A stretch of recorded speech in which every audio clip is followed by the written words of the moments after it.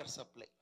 వాళ్ళు మిషన్ భగీరథ మీద చేసిన ప్రయత్నాలు, దాన్ని గండిగొట్టి కేసీఆర్ గారిని దారి మళ్లించిన పద్ధతి చూస్తే కళ్ళల్లో నీళ్ళు వస్తాయండి. అది ఆ ఇంజనీర్లు చేసి లాస్ట్కి ఏమన్నారంటే, ఈడేమన్నా చేస్తాడేమన్నా భయానికి ట్రాన్స్ఫర్ చేస్తే అన్ని సర్దుకొని పోయినాం సార్ ఇంకో డిపార్ట్మెంట్కు అని.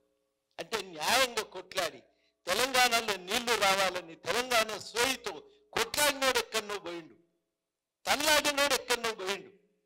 ఇవాళ పంచుకుందాం తెలంగాణ అన్నోడు ముందయ్యి. కానీ మనం ఓడగొట్టినాం దాన్ని. ఓటమి సంపూర్ణం కాలేదు. అది సమాధి అయ్యే వరకు దాని పోరాటాన్ని నడవవలసి ఉంటుంది. అదే ఇవాళ మనం జాగ్రత్త పడవలసినటువంటి అవసరం ఉందని నేను చాలా మంది మిత్రులకు అదే చెప్తున్నా. ఎన్నికలతో మన పోరాటం అయిపోలేదు, అది సీరియస్గా జరగవలసిన సందర్భంలో ఉన్నాం. అది ఒకరోజు మీటింగ్ పెట్టి పోతే కాదు, నిరంతరము క్రియాశీలకంగా రాజకీయాలను ఎట్లా విధ్వంసం చేసిండు, ఎందుకు చేసిండు అని చెప్పటమే కాదు, ఇవాళ ఆయన ఆలోచన ఏంది అనేది కూడా మనం సర్వత్రా ప్రచారం చేయాలి.